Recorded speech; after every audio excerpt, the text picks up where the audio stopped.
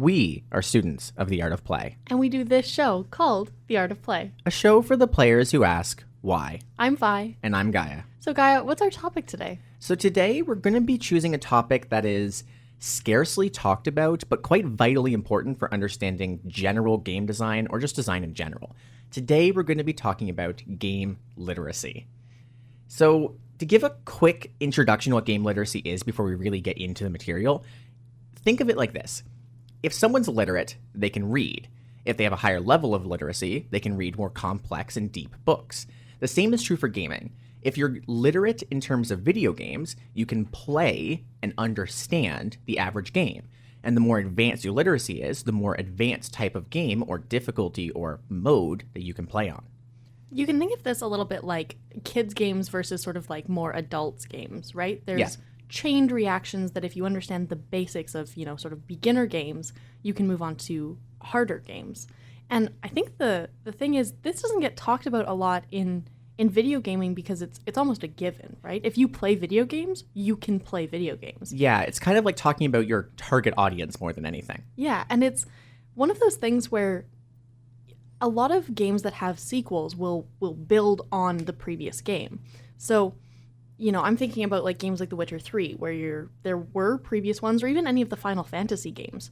And if you didn't build the skills in those previous games, and you jump into the newest one because it just came out, you might actually struggle to play it in a way that's effective. Yeah, and I actually had an experience like this recently. So I bought my dad, who doesn't play too many games but used to in the 90s, 3 games in a series called the Hex Cells, which are a series of puzzle games using hexagons in, cells.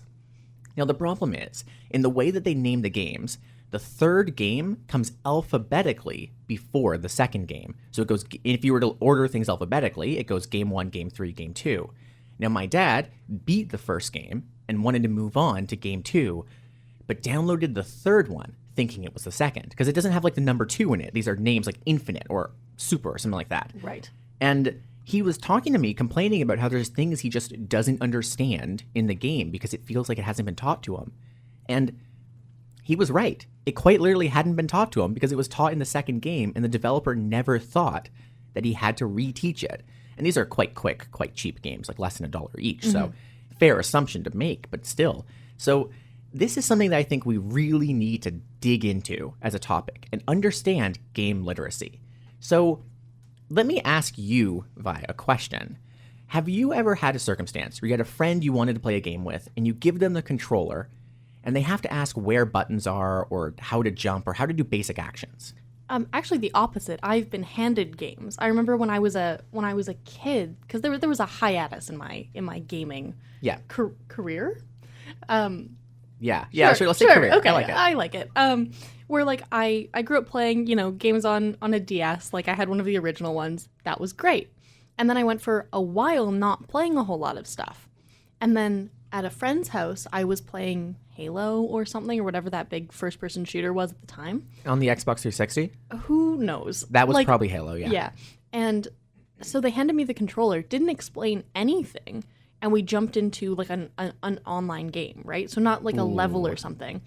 And I remember just being like, I don't know how to use this. Like, I don't understand what makes me move. I don't know how to shoot, and just like walking away really demoralized. And I was just like, well, I guess video games aren't for me because I didn't know how to do it because I wasn't literate in that kind of gaming at the time.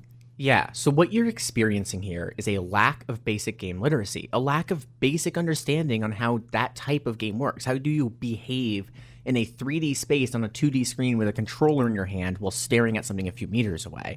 Yeah. So today, that's what I want to dig into, a deep understanding of that. So there's 2 types of media literacy, just in general for all forms of media: basic literacy and advanced literacy, which they're both the ability to dig into what you're experiencing, but we've already talked about basic literacy, your ability to use a controller or understand. So what is advanced literacy? Vi, what do you think? Advanced literacy, to me, the jump between basic and advanced is your ability to analyze a piece of game, is what I was going to say. But a piece of media. A piece of media. it is the ability to go, okay, I understand how to play this, and now I can critically analyze it, right? I can review a game, I can talk to my friends about a game, and developing, language to articulate why.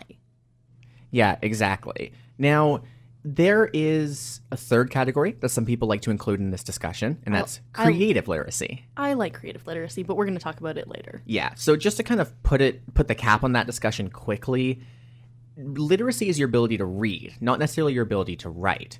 And creative literacy is all about your ability to create or to read.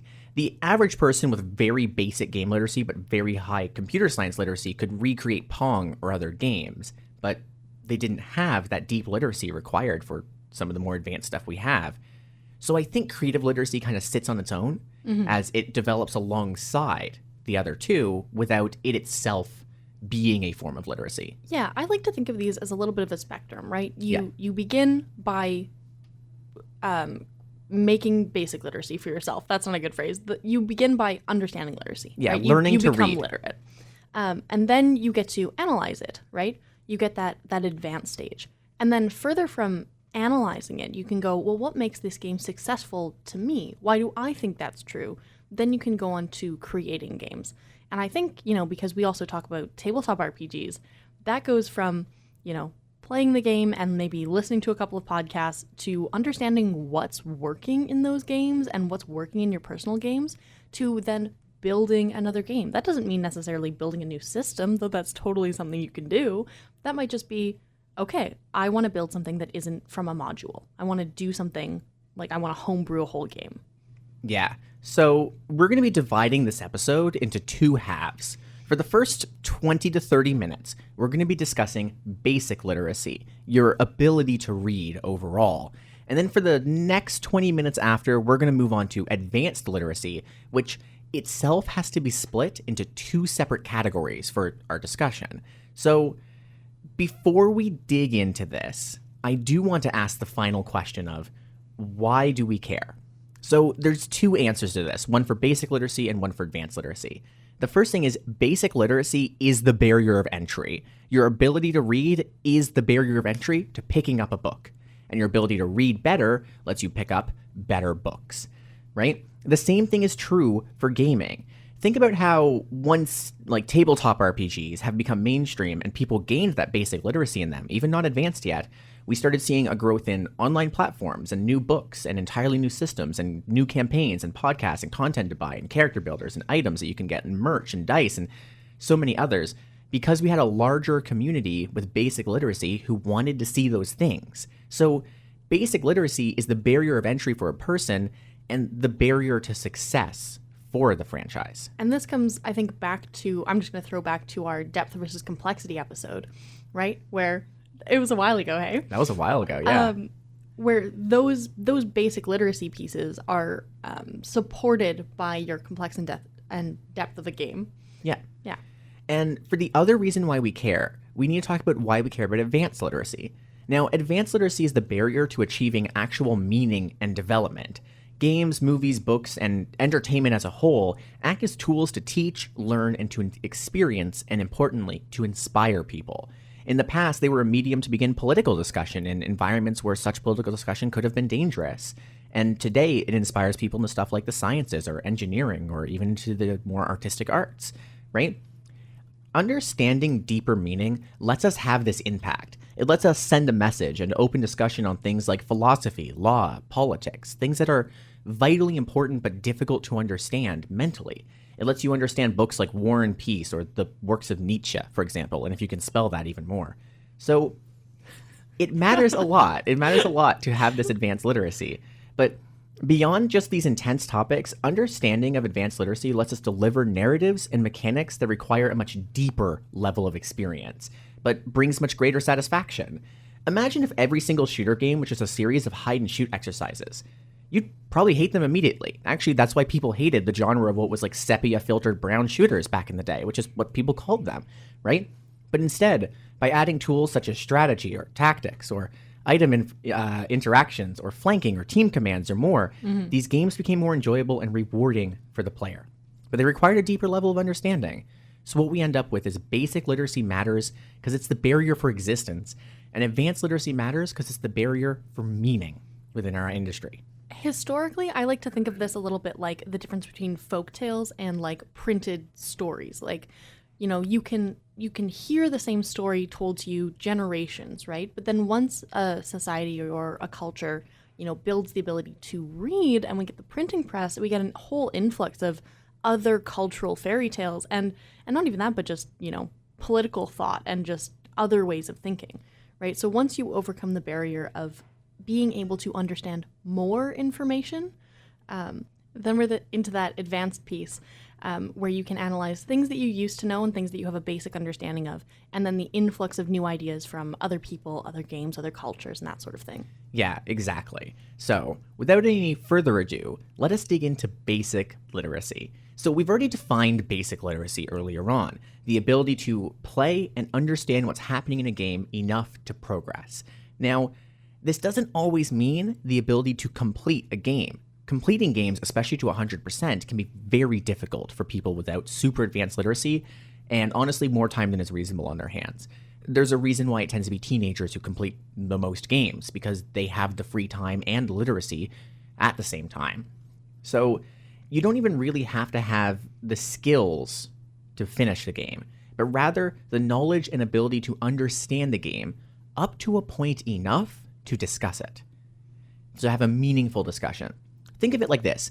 Let's say in the original Mario, do you need to finish World 8-4, the final boss, to have a meaningful discussion of the original Super Mario Bros? No. No, not at all. But do you need to finish a game like BioShock to have a reasonable discussion on it? Yeah. Yeah. So there's this line here. And to give like another example quickly, do you need to do all the side quests in Skyrim to discuss Skyrim? Oh, absolutely. Really? No. But you get the idea, right? You need to be able to reach a point where you can meaningfully talk about a game. Mm-hmm. And I could give an example of one of my personal favorites. You can't talk about Persona 5 without finishing it. You don't need to finish DLC, but you need to finish the main content because there is a huge twist near the end that if you don't understand, you can't have meaningful discussion. And I'm not going to try to spoil it here so people don't have to worry about it. But yeah, it matters from game to game what basic literacy really is. Yeah, and you're talking a lot about narrative literacy too, right? You're talking about understanding the story within the mechanics of the game. So not even, can I point and click, can I maneuver my character, but can I understand fundamentally what's happening so that I can make informed choices about it? Yeah, and I have a bit about this too, where a kid can understand a game like Minecraft or Pokemon that have very, very similar or simple mechanics, but they might not be able to play a game like Final Fantasy or even the entire real-time strategy genre with games like Age of Empires. I am thinking about grandparents playing Skyward Sword when it was on Wii because it was so accessible, right? It was like, here's a thing that has a natural gesture, right? Here's the Wii remote, right? It's a stick that you hold like a sword, right? And then, aside from the many cutscenes that made me stop playing that game, how accessible it is to people who maybe don't have a basic literacy. So one thing I want to say now, and I think some people who love games might not like hearing this part. The gaming scene as a whole, our entire industry, is not friendly to new players in the slightest. Oh, no, absolutely not. I would say our industry, is actually particularly hostile to new players. And there's a lot of examples of this. Most games don't have tutorials that teach you how to use a controller, which reasonably enough, you wouldn't want to do that. But also, a lot of people who play games tend to have this personally impacted semi-elite stance from them because games had a high level of meaning for them personally. So it's not accessible from a user-based perspective because there's this elite crowd because they already have been personally impacted. But even from a tutorial standpoint, many people have a high barrier of entry. Like, let me give some examples. Some of these are a bit easier to understand, but they all kind of scream this. So think about in the average shooter game. So someone new picks up Call of Duty, and let's say they have enough ability to move around and shoot. They've gained that knowledge. How do you teach them what a grenade is and how to use one effectively? How do you teach them that grenades bounce off walls and can be used to go behind traps to hit enemies, or the various types of grenades? I hadn't even extrapolated my understanding of this to like specific game. It's not really a mechanic. It's sort of a standard. Yeah, like a basic level of control. right, just like a bomb, a grenade, right? Here's point and shoot. Here's this, framework of a game. What is that like extra peripheral that's going to just change your game so slightly that it's going to be unplayable for people who don't understand that object. Yeah, or proximity traps, which have become a standard in shooters. Or let's think about this. I think anyone can pick up Mario and move and jump. At what point did you realize the first Mario game had momentum? Like active momentum, where if you let go of the controls, he'll keep moving a little bit and he speeds up as you go and it takes time for him to slow down. Did you know the original Mario had momentum? I didn't. I'm sure that I intuitively understood it when I was playing it, but again, that's a literacy thing. Yeah, but if you had never played a game and all of a sudden you release the controller and Mario slides off an edge, yeah, how would you feel? Well, upset. You'd have to come to a level of understanding. Or I have a third one. You play a fighting game. You pick up, I don't know, Mortal Kombat. Sure. You press a bunch of buttons, do a bunch of attacks, you feel good. Someone comes in and all of a sudden they're shooting ice attacks at you and then like jumping and like bashing you in the head. Yeah, it's the difference between my like go-to button mash and then actually chaining things together to attack well. And understanding combos. Yeah. It's actually a very difficult, barrier of entry for most people.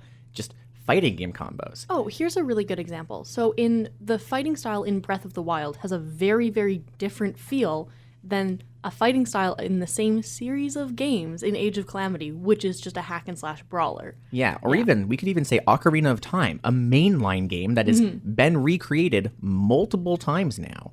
Yeah. Right? So here's a question that I have to ask. How do we, as players, reviewers, and creators, judge the literacy in a game, and how do we judge how accessible a game is? And I'm going to ask this to you, Vi. Do you have any ideas? How do we judge how accessible a game is? I think it might just be a thought experiment, right? Who can I hand the controller to who could sort of intuit how to do this game, right? If I hand a controller to you, Gaia, I assume that you're going to be able to play, I'm going to say most games, right? Probably without looking at the tutorial, you can probably figure it out, right? Or you could at least navigate to a menu that tells you what button is mapped to what control. If I hand any game to my grandmother, maybe even my dad, it's hard to say that they'd be able to have any enjoyment out of a game, let alone being able to use it in the first place. So I have 3 items here for judging basic literacy, and I want to go through each one, and I think to aid in this discussion, we're not going to be able to talk about how to make a good video game tutorial. But we can talk about how to teach someone to play a tabletop RPG. We both do this in our daily lives. We have both run tabletop RPGs. Yeah. So let's discuss how to give someone basic game literacy in a tabletop RPG.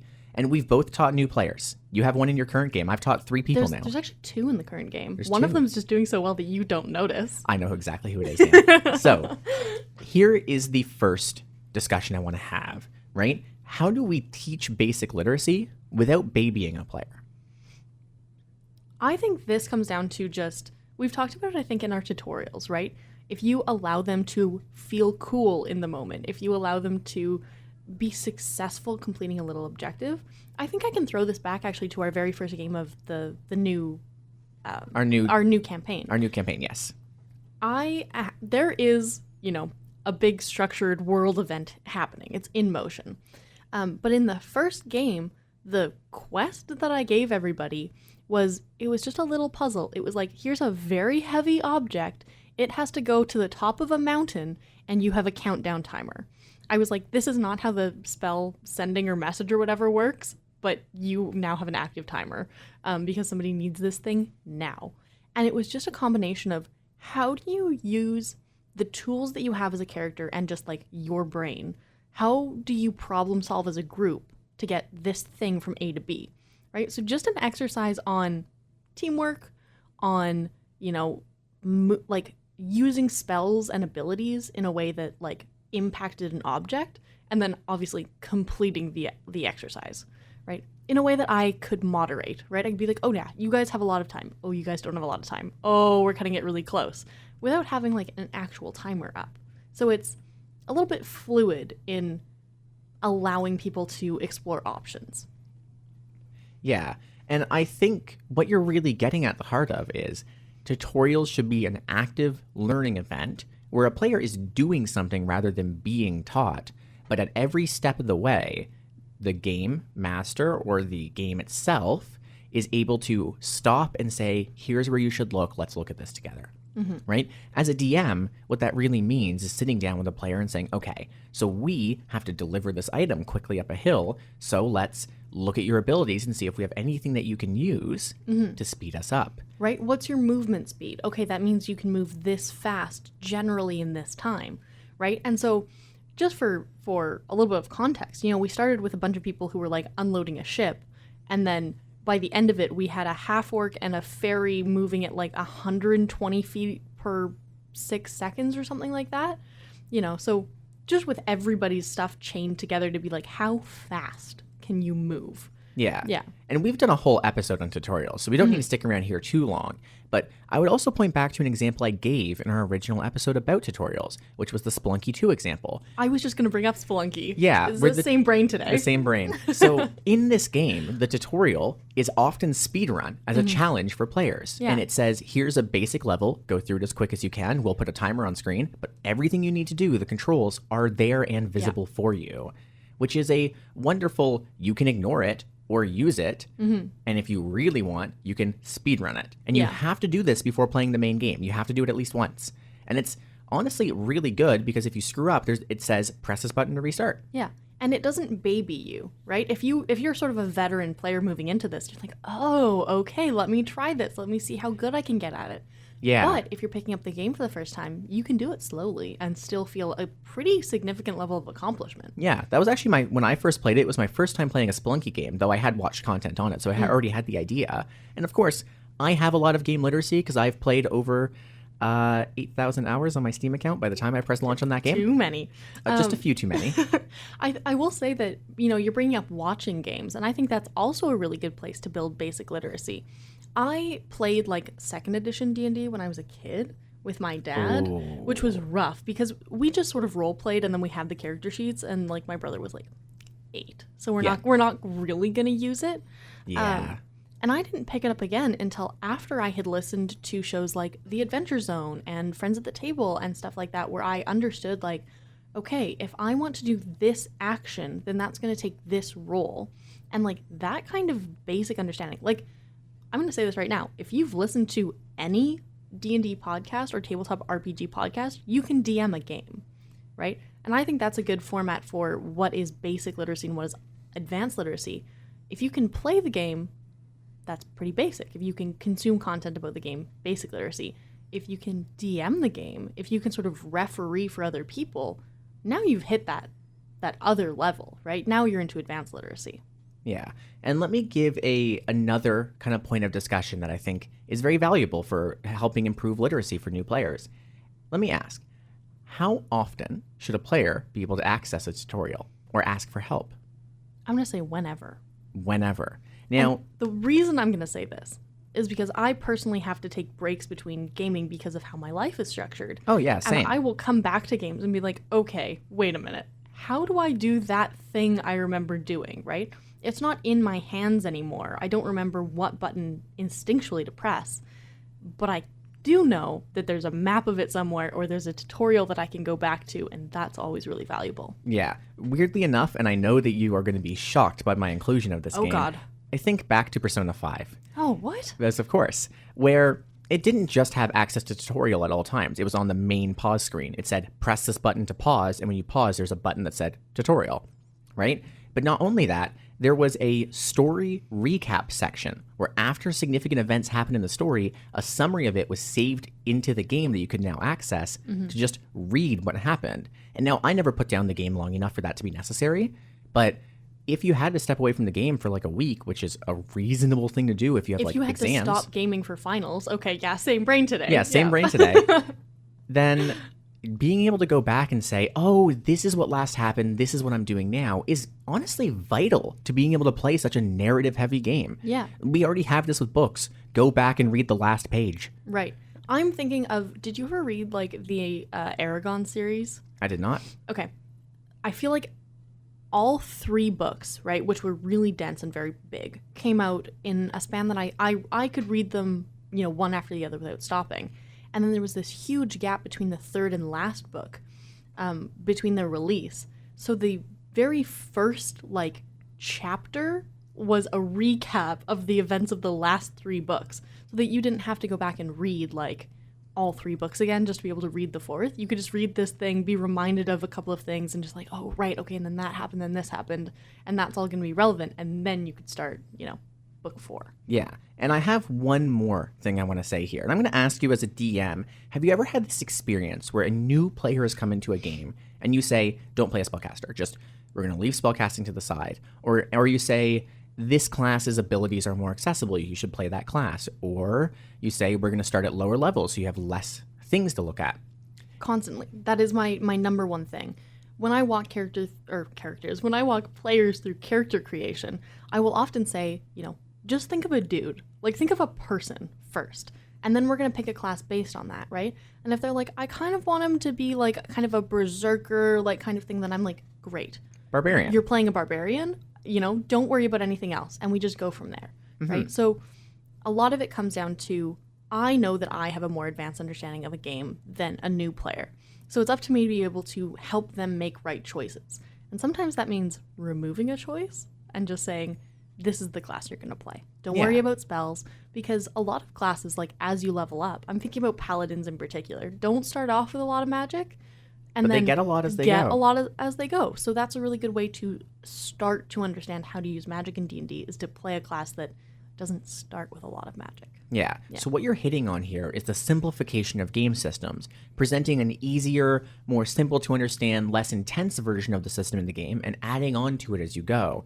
In most games, they do this through a leveling system, and most TTRPGs especially do so. But in many other games, you might go back and play the first level and realize, oh, I wasn't allowed to jump yet, or I wasn't allowed to pull out my weapon yet, despite it being the better option. Yeah. And that's exactly what it is. Does the game simplify the systems so you have time to get used to the original actions?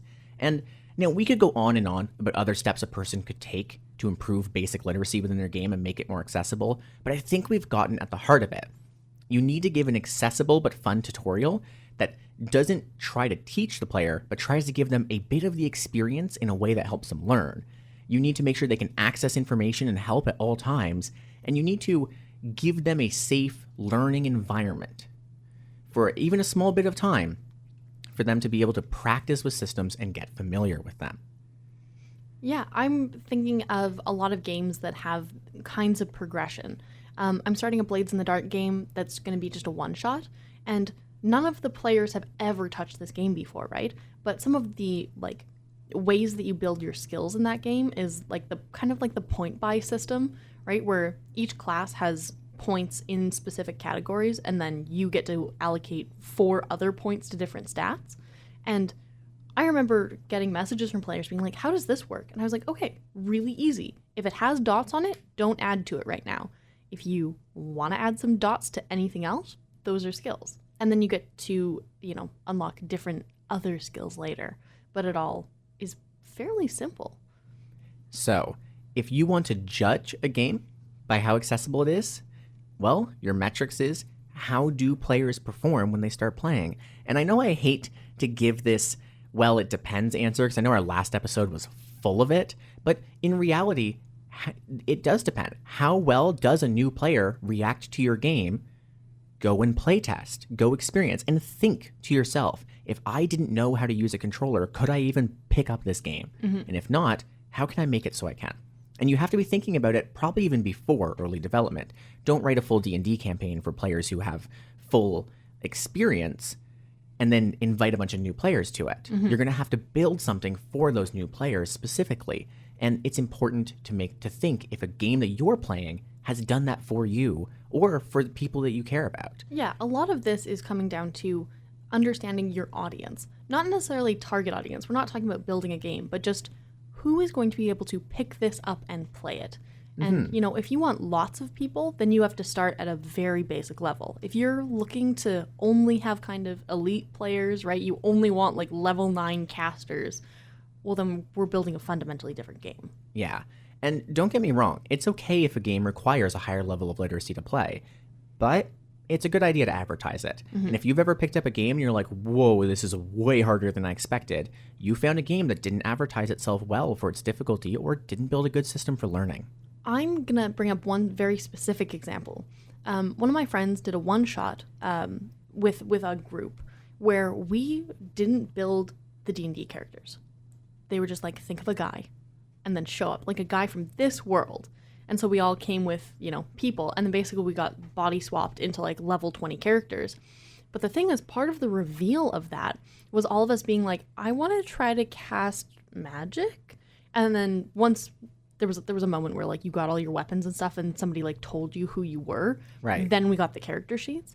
And I remember people who, like, this is like people that who are very good at D&D, have a weekly game that's been going on for like 7 years.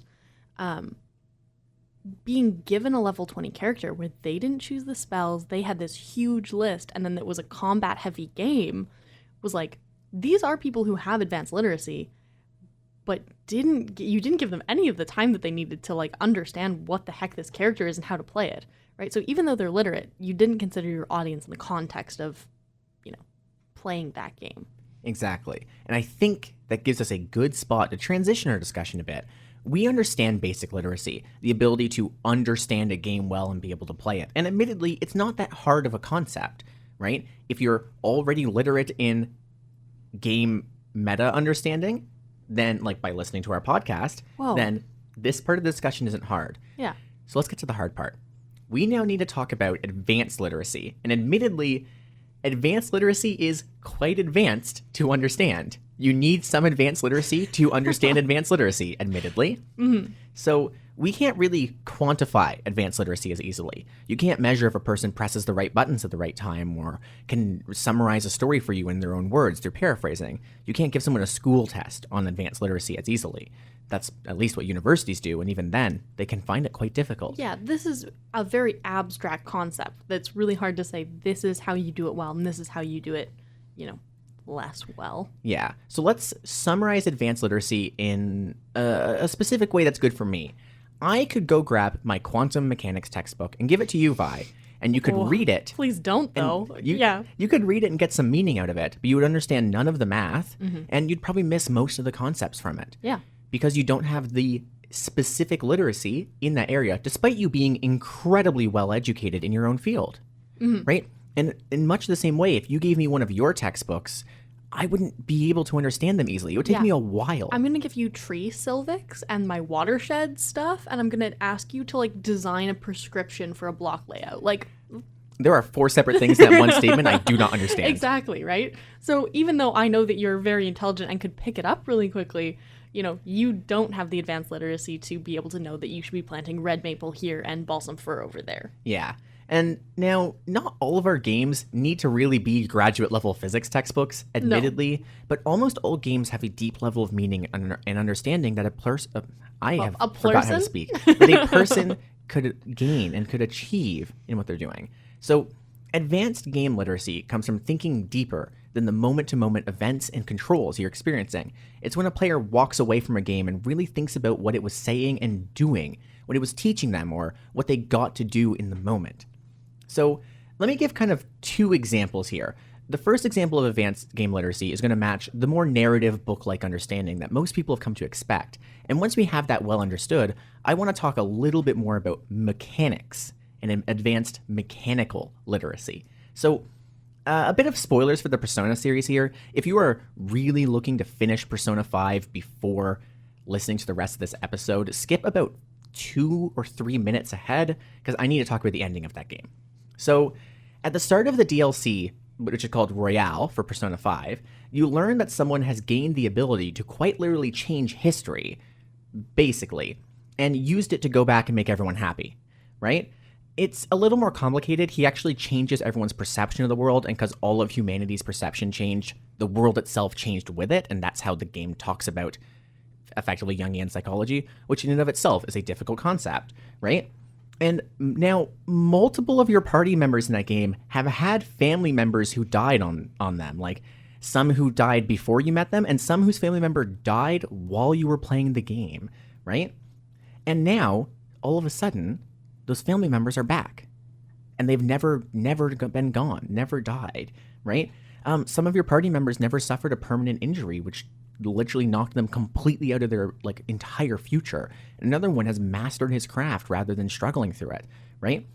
One of the characters who was previously a talking cat gets turned into a human, which was what they wanted. They thought they were a human who got transformed in the psychological heavy world, right? But in that moment of this discussion, you realize that he didn't really change the past. He changed everyone's perception of reality to create a new reality, right? So that makes you, the player, have to think, is it right of me to want to restore reality if it means taking all of these things away from the people you care about the most? One of your party members had such a traumatic experience watching her own mom die that they got hallucinations and were a shut-in for over 6 years. And do you want to return her to the reality where that happened? Yeah. And it's a hard question. And basic literacy, the ability to play and understand this game, would not help you here at all. Mm-hmm. This is a hard question. And I actually sat and had to pause the game and think for nearly an hour about this question. Now, the correct answer is restore reality if you want to keep playing the game. But that's a hard decision. And it made me stop and think. I think about it now. And remember, I was more than 80 hours into that game. I am kind of imagining your like Discord stream of this where you just sit there like silent. Yeah. And remember, we're looking at like the day after I beat what I thought was the final boss. Mm-hmm. And that was a godlike experience. Like I feel like I stared God in the eyes and still won, right? And now all of a sudden, reality shifted out of nowhere. Yeah. So I myself was in shock and attempting to understand something very difficult. And you know what? It was a better game because of it. And I think about that more than anything before that moment, despite that being more than 80 hours into the game. Hour 80 is when I really started thinking. Right. Which is, to me, wild.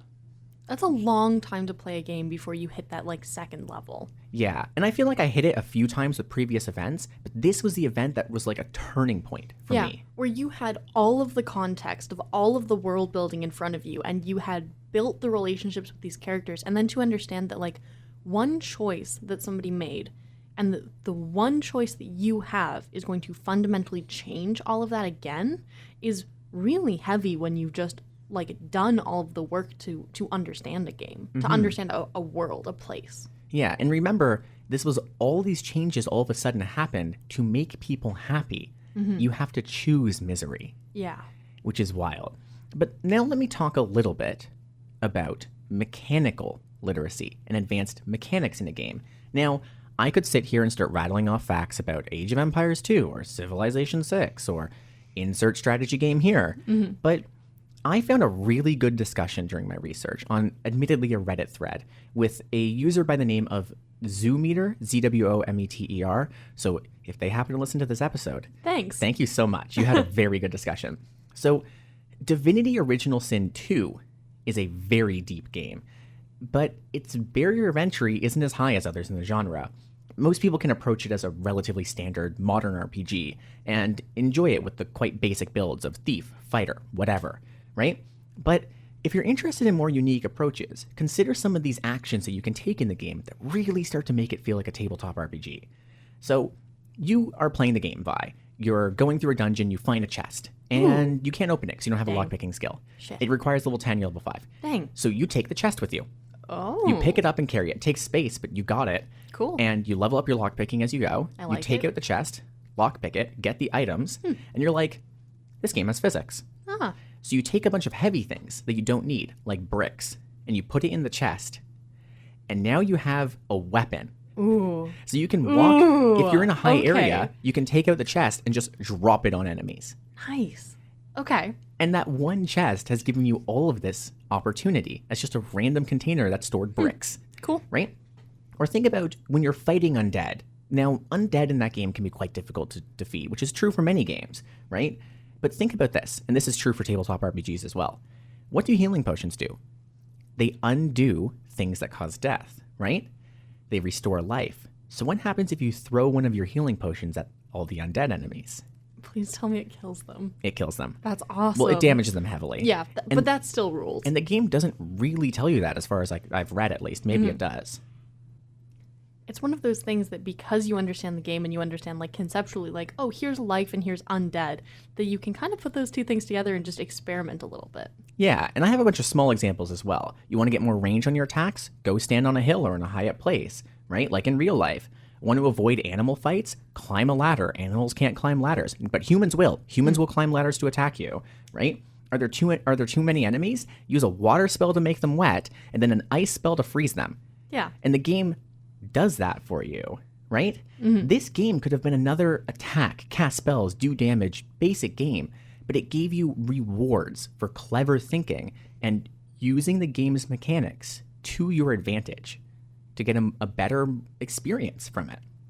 And you can do many mechanically amazing things in that way. But when we talk about mechanical depth and the ability to think of all these cool actions and cool ideas and applying them to the world around you, I think both you and I have one thing that we're thinking of in that. Oh, yeah. I'm thinking about the buck wildness of tabletop RPG strategy. All right. Well, let's hear a bit about that. Do you have some examples of this mechanical depth and creativity that you gain from understanding the game better? I want to talk about just the tutorial level that we had done as a group. Sure. Right? Because I think that was a really good example of people who had a lot of advanced literacy, right? There's 4 people at the table, I think, that have, a really good understanding of how the game works and like specific mechanics about how the game works, right? And then we have players who are just sort of want to play the game but aren't really sure how to use the systems that are in front of them. When we put all that together, we get a system that was like floating disc under the heavy thing, use the player who has the best speed, and then we're going to stack everything that we have speed-wise onto this player to just make them a bullet, right? And that is one of those things that is kind of clever thinking, but, lives within the realm of like 3rd level abilities, right? Right. And I would think back to the next time we played in that exact same campaign. We start a big fight, and I'm playing as a Warforged character who is, admittedly, I'm the last person alive. I'm going wild. I have shot an enemy in the face. I have 2 enemies completely disadvantaged. And in this moment, I needed a way to narratively get everybody to black out so I could move the game to a different place. You didn't need us to win. You needed a story. I needed a story. And I realized that it would not be in the realm of possibility, or it would be in the realm of possibility for some of the people that you're fighting, because there's so many of them, for at least one of them to have sleep. And so I knocked out a couple of players because I was like, hey, we just shh, we gotta move on. It's bedtime now. We have to continue. But then I'm looking at Guy's character, who's a Warforged, and I'm like, you don't do sleep. Like the only way I'm gonna get you down is to like non-lethally kill you, basically. Yep, I have 2 enemies greased, 2 held by my robot being bashed together, and I'm standing there with a crossbow. And then I realize that you're made of metal, and that the people unfortunately, and then the people you're fighting are druids who all have the spell heat metal, which I can't believe. All of them had heat metal. Well, because I basically used the same stats for all of them, right? And I had just been overlooking it because I was like, yeah, whatever, heat metal, like that's not going to help me. And then I'm staring at this problem going, oh, wait a minute. And then we have to figure out like, okay, if I cast heat metal on you, are you made of metal, or are we casting it on your armor? Because one of these is very bad. Which it turned out it didn't matter because I was wearing metal armor as well and had absorbed it into my character's body because that's how Warforged works. Yeah. So, So I get hit with like 4 heat metals in a row and take 1,000 damage or something stupidly high and immediately die. Immediately out. Yeah. Right? I'm surprised my character survived that, admittedly. I was gone. Well, you were 0 hit points. And I was just like, we're not going to roll death saving throws because we need to go to the next place. I think I personally extended that fight by like 20 or 30 minutes. Yeah. Because of I couldn't die. Yeah. Yeah. And to be fair, like, this is a game that, because we have a lot of different ability levels happening, and we happen to be playing online for I was sick, so we weren't playing in person. Yeah. And we were doing like theater of the mind, like combat. Yep, maps, just thinking about the environment. Yep, I had an Excel sheet open to track initiative order and conditions, and I was like, and we're just gonna we're gonna sort of play Calvin ball with this. Like we're just, we're Yeah. gonna work on it, and that's because I have an advanced understanding of combat and what's happening, and also about like where things are in the game, right, and how people are gonna act. One of the characters going downstairs to find like 15 more druids doing a ritual in the basement is something that I knew, but they didn't know, so they didn't take anybody else with them, right? So, And they also chose not to come back after seeing that. well, I think they immediately... I think the way that it went is that they didn't roll stealth really well, so all of the druids just turned and they were like, oh, there's a person here. Well, they came down and they saw it and was like, I want to look a little closer. And then immediately all of them clued in. Yeah, so it could have gone differently, but, sometimes that's just how the game works. And knowing the risks of, if I roll badly on stealth, if I continue on, there is a very good chance that I, don't do this in a way that's successful, is something from basics, right? This is a game that is built on probability. So that's something that players, inherently know after playing for a while, right? I'm imagining if the two new players had gone down into that situation, there's less of an understanding there of, this can go really bad just because it can go bad, right? Because when I, as a small child, am going to sneak down, in the middle of the night to go steal some cookies from the kitchen, I know that I'm sneaky because I'm little, right? I inherently know that about myself. There isn't a chance for something to go like horribly, horribly wrong. Like, yeah, I could fall down the stairs, but I have confidence I'm not going to do that. D&D characters kind of fundamentally don't have that, right? So new players kind of think, well, this is a surrogate for myself. And that happens with my understanding about how I move my body. And D&D doesn't. You have a good chance of rolling a nat 1 and falling down every flight of stairs into the middle of this ritual circle. And also, have you ever tried to sneak in real life armor? Have you ever worn real life armor? Worn, sorry. I've worn chainmail. Yeah, it's not happening. It's noisy. Yeah, you're not sneaking. It's a bunch of bottle tabs in a like metal tin can. Like you are a musical instrument. You're a maraca. Yeah, exactly. Yeah.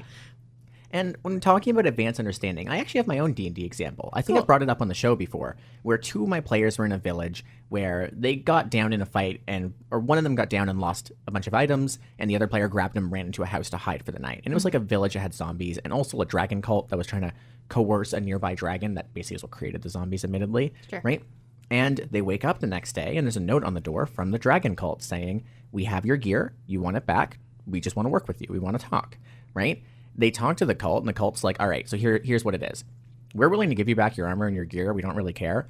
But, like, we want that dragon up there to like us. So if you can help us with that, we'll help you. Mm-hmm. Got it? And the players were like, well, we want our stuff back. So, yeah, sure, right? And they go up to the dragon. There were 16 cultists. 15 of them form a semicircle around, like, the area where the dragon is. And one of them stands there with, like, diamonds in a box, like, as an offering. And he calls out to the dragon, like, oh, great dragon, we come with an offering to you. Mm-hmm. And the dragon listens in, and he's like, he hears, like, the great riches, and they're small, you know? So he's like, all right, what else? And the cult leader is like, it's like, well, we also offer you these 2 sacrifices, who were my 2 players at the time. Yes, excellent. And one of my players was like, I have natural proficiency in, like, persuasion. Mm-hmm. He was like, okay, can I roll persuasion to convince the dragon to take our side instead? And I'm like, how do you do it? Yeah. Role play it for me. Mm-hmm. And the players is like, he takes out his goals, like, oh, great dragon, I offer you these 400 gold pieces I have acquired and 16 sacrifices. Yeah. To earn your favor. Total flip. I love that. And then I tell him to roll with advantage. Mm-hmm. And his first roll is a nat 20. Not even his second one. His first roll is a nat 20. And the dragon flies down, looks at him, and it's like, duck. And the player's like, I drop to the ground, I grab the other person, go down with him. Yeah. And the dragon immediately breathes out, like its breath attack, and takes down all 16. And then that's really good. When the player looks up, the dragon's like, and the reward? And the player immediately hands it to him. And he's like, I like you. Good luck, and flies away. And they actually encounter that dragon later in the campaign as an ally because of the steps they took to ally the dragon. Oh, I just thought of another really good example. So my dad played, 2nd edition Advanced D&D. I actually learned, because I flipped through his stack of, like, D&D books, I actually played 1st edition.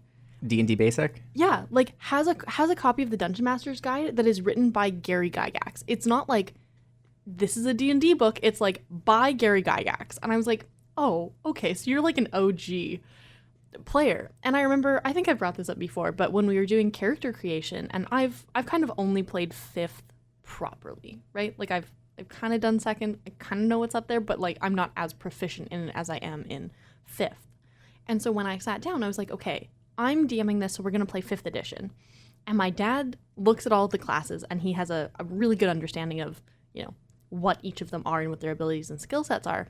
And then, because we're playing on D&D Beyond, he's like, what is Blood Hunter?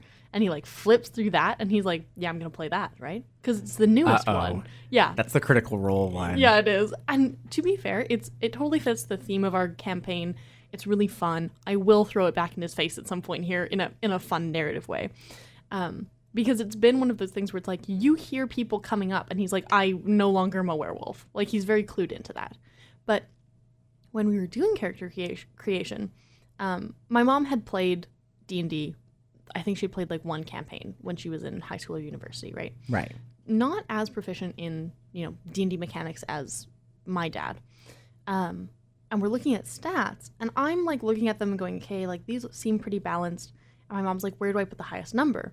And my dad immediately doesn't even blink. He doesn't even look up from his laptop. He's like, wisdom, because she's playing a druid. Like just immediately. That kind of like basic, like,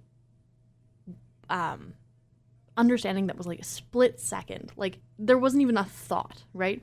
At the time, I had to think for a second, and I was like, okay, like druid, you know, your best stat is this because you're not a charisma caster, you're a wisdom caster. Like I was just like totally blown away, right? And that kind of thing is one of those literacy things. But I would love to see if that kind of thing happens for video games for my dad, because he played Final Fantasy a while ago. I'm like, what would happen if I gave him the newest Final Fantasy? Like, would he enjoy it, or would he really struggle, right? Like, I wonder where that literacy still exists. Mm-hmm. So we're coming to the end of the episode now. We're hitting 52 minutes. You know, we're almost done. But let me ask you one last question, Vi. Oh, God. Have you noticed a difference between how we discussed the two types of literacy? When we discussed basic literacy, we sat down and said, here's how you tell. Here's the examples, here's what a person does, and here's what you can do to check literacy. And for advanced, it's super abstract. Here's some examples. Yeah, it's really hard to measure advanced literacy, right? So, as my final bit for this episode, how do you know a game has successfully delivered on advanced literacy and taught the player? If you walk away from a game thinking about it deeply, about something you did and enjoyed, and something that made you feel skilled or talented, or makes you really think about deeper meanings than just the game. If you walk past the game and you walk away from the game and you feel like you've achieved more than the game, that game has successfully delivered on advanced literacy and successfully brought you to the level of literacy you needed to understand it. And I will say that advanced literacy happens too when you're playing a game and you're kind of throwing yourself against the same problem in the same way. The minute you take a step back and you go, hang on, what else can I do to open this door, to solve this puzzle? The minute you realize that there's another way to do it that isn't the obvious is when you've achieved advanced literacy. Exactly. Advanced literacy is to think deeply on something outside of the basics of what the game's throwing at you. And there's no quick and easy, here's how you teach players advanced literacy. You teach them basic literacy and you keep going until they start doing amazing things. And I will say, when you feel yourself asking questions about the game later, right? When you start contributing to Reddit threads, when you're talking to your friends on Discord about things that aren't just like, how do I solve this one puzzle? But when you're talking about the meta game is I think when you've really started to understand advanced literacy. Yeah, and so that is our discussion on basic and advanced literacy and why it's important, because being able to understand games better lets us make better games. So, I've been Gaia. I've been Vi. And if you want to hear more from us or listen to past episodes, tune in live every Thursday at 9 p.m. Atlantic on CHSR 97.9 FM in Fredericton, New Brunswick. And if you're online, you can listen live at chsrfm.ca or on your favorite podcast platform. We'll see you next time.